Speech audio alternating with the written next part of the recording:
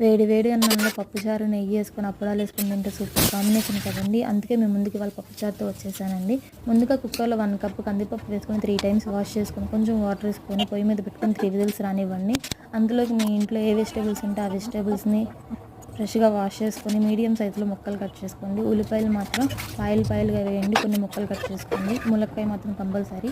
Whistles వచ్చాక కొంచెం పప్పుని స్మాష్ చేసుకొని మీరు కట్ చేసుకున్న వెజిటేబుల్స్ అన్నీ వేసుకొని కొంచెం పసుపు, కొంచెం కల్లుప్పు అండ్ కొంచెం ఆ ముక్కలన్నీ మునిగేదాకా వాటర్ వేసుకొని మళ్ళీ మూత పెట్టుకొని 2 విజిల్స్ రానివ్వండి. 2 విజిల్స్ అని ఎందుకు చెప్తున్నానంటే ఎక్కువ విజిల్స్ వస్తే ముక్కలన్నీ స్మాష్ అయిపోతాయి.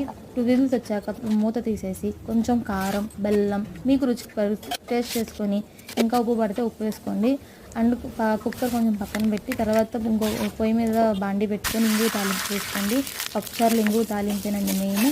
ఈ తాలింపు వేసుకున్నాక రుచి చూడండి, ఏమైనా ఉప్పు చాలా కొత్త వేసుకోండి. Thanks for watching.